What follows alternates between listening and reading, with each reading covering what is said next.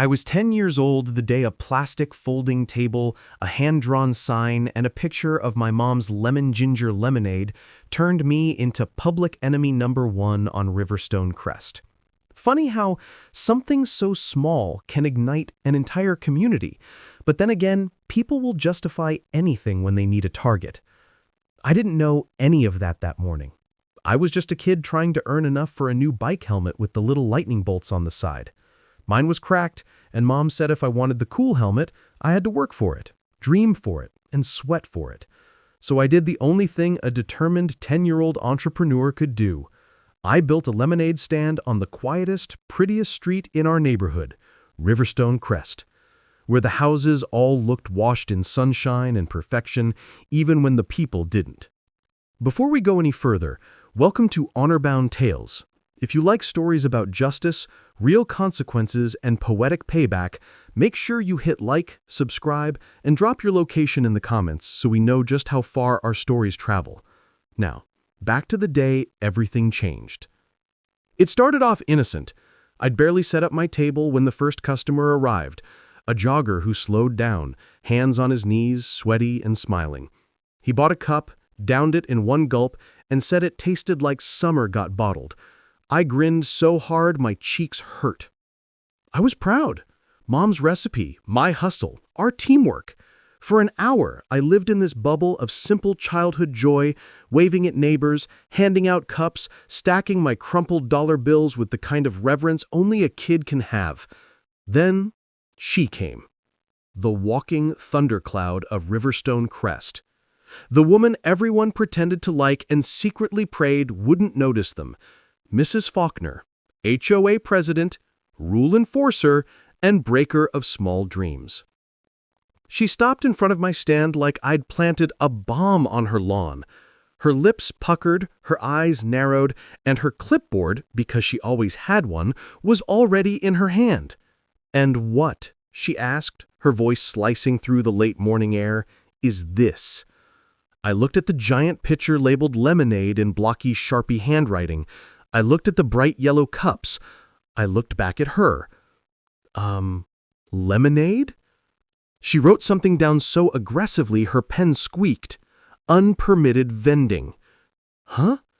She tapped her clipboard like she was stamping a warrant. You're selling food items, technically beverages, without an HOA vendor permit. Section 14B. I blinked. I was 10. Permits were things adults muttered about then paid too much money for.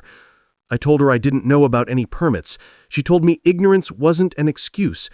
I told her I was just trying to buy a helmet. She said safety equipment wasn't her jurisdiction. Then she tore a slip from her clipboard and set it, almost ceremonially, next to my stack of dollars. A $100 fine. For lemonade. I felt my stomach fall. Like all the joy I'd felt was being sucked downward into some drain below the earth. The jogger who'd bought the first cup looked back, confused. A couple walking a golden retriever slowed down, whispering. I felt heat rising under my cheeks. Shame. Confusion. Embarrassment. But mostly, confusion. I can't pay that, I said softly. You have 10 days, she replied. Then she nodded, satisfied like she'd completed a sacred mission, and walked away. Back straight, chin high, golden retriever of a husband scurrying behind her. I stared at the fine. I stared at my table, and for the first time I felt the ugly sting of someone with power deciding they didn't like seeing me take up space. I didn't understand discrimination yet, not in the technical sense, but I knew when someone looked at me the way she did, like I was something out of place, a smudge on a spotless street. When Mom came home from her shift and found me sitting on the curb beside the table, quiet and deflated, the first thing she did was kneel down and lift my chin. Who hurt you? She asked, voice low and fierce. I told her everything. The clipboard, the fine, the rules she cited. Her face didn't twist in anger like I expected. Instead, she went still. The kind of stillness that made the birds on our roof go quiet as if they sensed a storm building. She read the fine carefully. Then she smiled. Not a warm smile, not a comforting one, a knowing, dangerous, I have been waiting for this smile. Sweetheart, do you know what Mommy's new job is? I shrugged. I knew she'd gotten promoted. I knew she'd been going to a lot of meetings.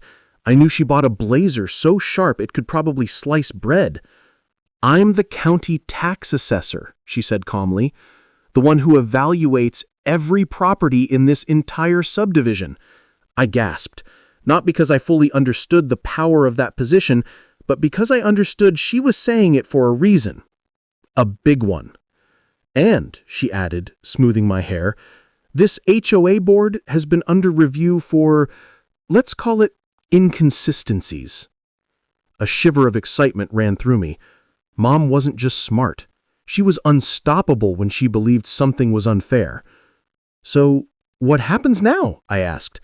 She stood, picked up my lemonade sign, dusted it off, and said, Now we bake. I blinked. Bake what? Cookies, banana bread, whatever we want. Because your stand is going back up tomorrow, and the day after that, and the day after that. Her tone had shifted, soft, but iron underneath. We want to cite us. They want to make rules, then they can follow the rules too. I didn't know everything she meant, but I trusted her. And the next morning when I set my table back up, this time with cookies and banana bread and lemonade, Mom stood behind me with her arms crossed, watching every passerby like a quietly smiling lioness. That's when the complaints began. Small at first, a mutter here, a glare there. Faulkner drove by twice, phone in hand. A couple of her friends shook their heads unapprovingly as they jogged past. Someone yelled from across the street, "You can't keep doing that!" Mom yelled back, "Watch me!" And that, apparently, was the final straw. 3 days later, at precisely 5:07 p.m., 7 HOA board members marched down Riverstone Crest toward our house, led by none other than Mrs. Faulkner. Clipboards out, phones recording, matching windbreakers that made them look like a discount secret police squad. I sat on the porch with a cup of lemonade, confused but ready for whatever lecture they planned to unleash on my mother. Mom sat beside me, calm, wearing her tax assessor badge around her neck, not conspicuously, but not hidden either. "You can't keep ignoring HOA mandates," Faulkner snapped before she even reached the driveway.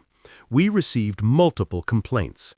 You are harboring an unlicensed vendor, and—" Mom held up one finger. Just one.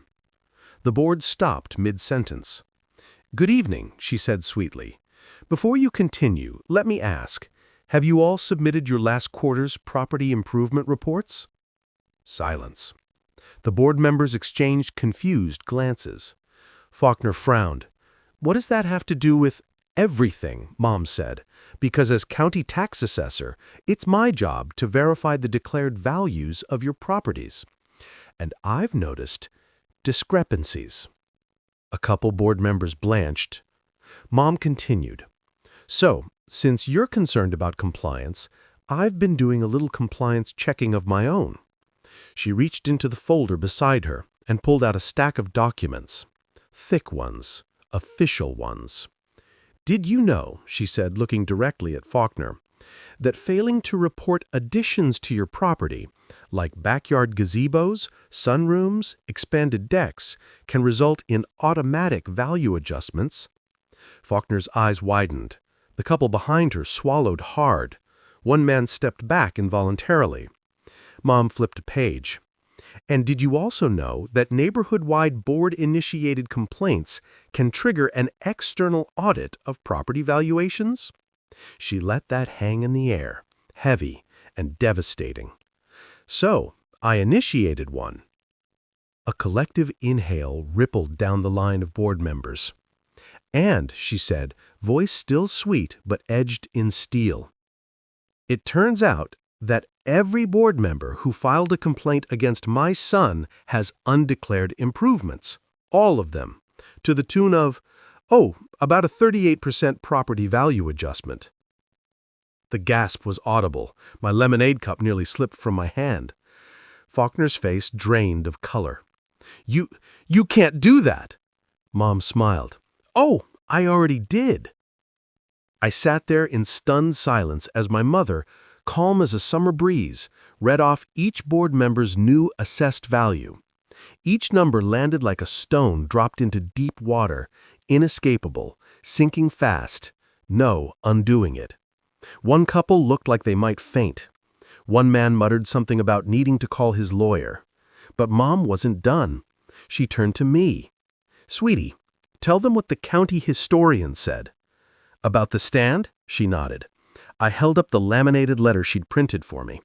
"Because my lemonade stand is on a street designated as heritage frontage, they said it qualifies for temporary historical activity status." The board stared at me like I'd spoken in ancient Greek. Mom clarified. "Meaning his stand is protected. Meaning your fines were illegal. Meaning you'll be refunding and retracting all punitive actions." The silence that followed felt like the air had frozen. Then Mom delivered the finishing blow. "Oh, and one more thing. Since this was a targeted complaint against a minor, the audit will also review whether the board's enforcement has been equitable. You know how the county feels about inequitable enforcement." Faulkner's clipboard fell out of her hand. Finally, they broke. The board turned, scattered, mumbled excuses, fled like ants under a magnifying glass. And the next morning, Riverstone Crest changed. Signs appeared on lawns, meetings were held, panicked emails hit inboxes, and one by one, every complainant discovered their new adjusted values, their higher oversight, their lower tax projections, their newly documented improvements. Mom didn't brag, she didn't boast, she just made breakfast and told me, "People love rules, until those rules boomerang." And my lemonade stand? It became a legend. Neighbors lined up. Cars slowed down. Even people from outside the neighborhood drove in wanting historic landmark lemonade. Some took photos with me. One woman brought a TV news crew. Mom let them interview me on the porch. Her arm was around my shoulder the whole time. The quiet message clear. Nobody bullies my kid. And as for the HOA, elections came. Faulkner was voted out in a landslide. The new board apologized publicly. They even donated to my school's arts program. Probably fear, but still nice. By the end of summer, I bought the helmet, then new wheels, then upgraded the table to a wooden stand. But the best part wasn't the money. It wasn't even the victory. It was watching grown adults learn something I didn't think could be taught: humility. Now I'm 18, telling you this story because I want you to remember something the next time someone tries to use rules to make you small. Sometimes the rule book swings back around. Sometimes the person they underestimate is the one holding the blueprint for their downfall. And sometimes justice tastes like cold lemonade on a hot day. Thanks for watching. This is Honorbound Tales. Don't forget to like, subscribe, and drop your location in the comments so we know how far our stories travel. And tell me, what's the most ridiculous standoff you've ever had, and how far did you go to defend your turf?